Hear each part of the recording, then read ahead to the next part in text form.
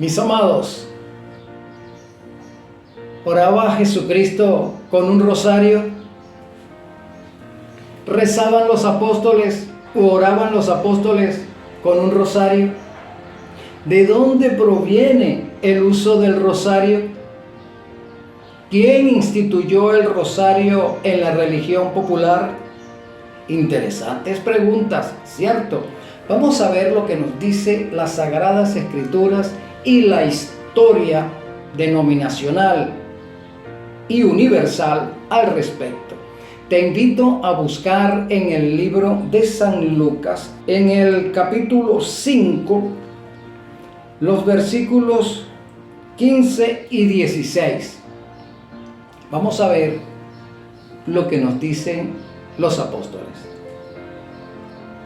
Pero su fama se extendía más y más. ¿De quién estamos hablando? De Jesús, nuestro Salvador. Y se reunía mucha gente para oírle y para que le sanase de sus enfermedades.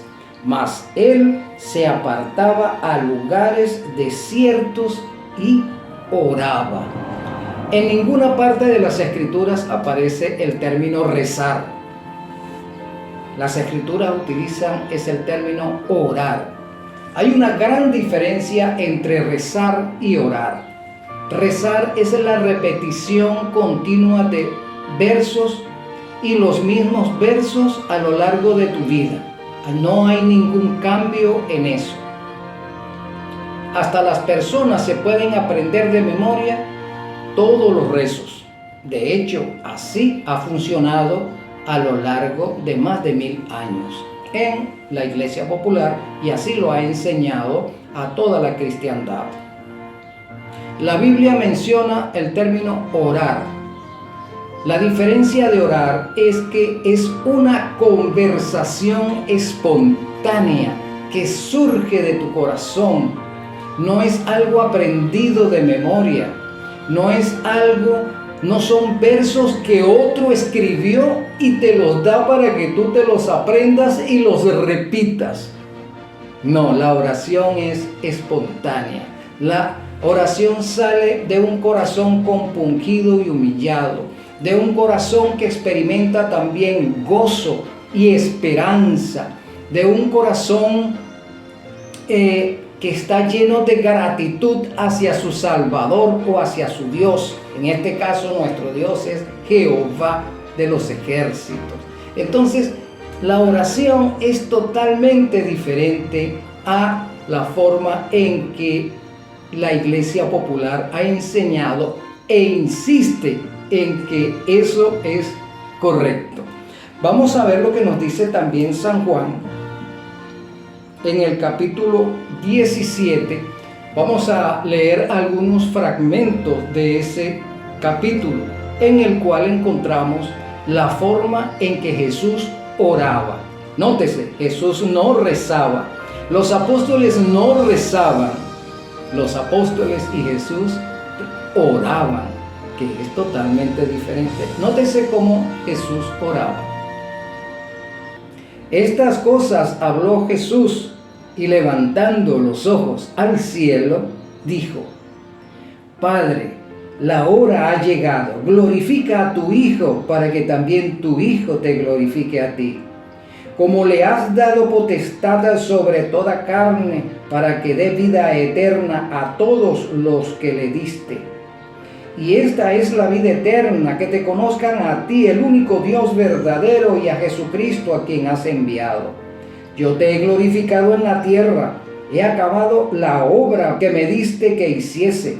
Ahora pues, Padre, glorifícame tú al lado tuyo, con aquella gloria que tuve contigo antes que todo fuese. He manifestado tu nombre, y los hombres del mundo me diste. Tuyos eran y me los diste, y han guardado tu palabra.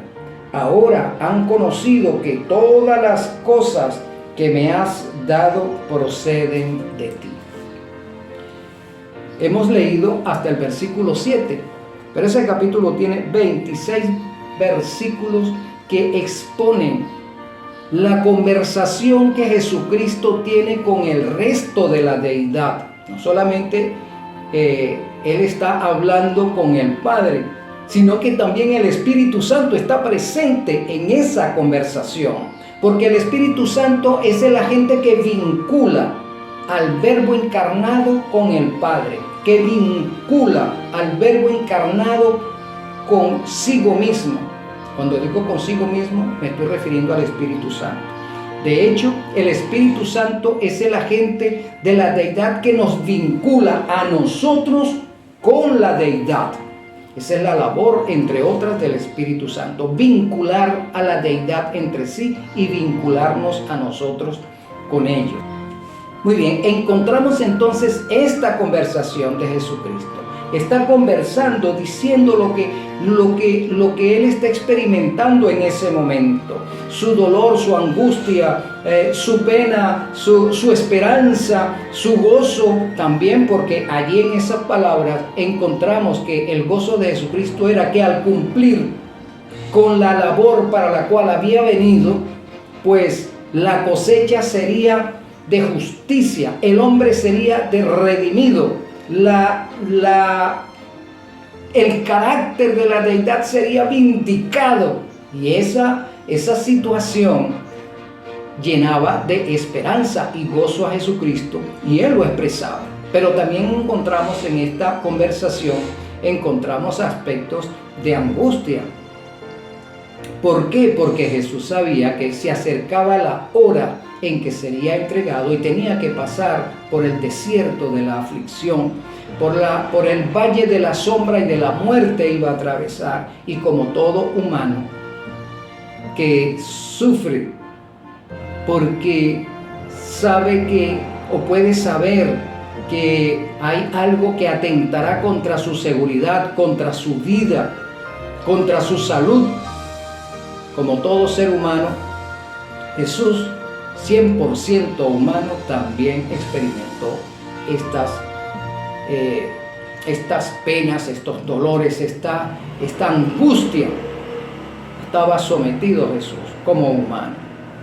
Muy bien, entonces encontramos la forma en que debemos orar. También en el capítulo 6 de Mateo encontramos otra forma que Jesús nos muestra para orar. Cuando le preguntaron, dinos cómo oras tú, dinos cómo orar para que seamos escuchados.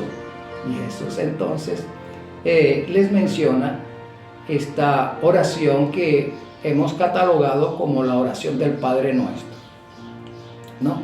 Jesús tampoco dijo nunca, la forma de orar es esta, no te apartes de allí, como que si fuese eso un cordón en el cual no nos debemos salir. No, eso es una muestra de cómo debemos orar y el contenido que ella lleva, que nunca debemos olvidar, ¿verdad? En nuestras expresiones de gratitud, en nuestras expresiones de dolor o pena o de gozo. Entonces todas estas situaciones están involucradas en este texto de lo que llamamos el Padre Nuestro.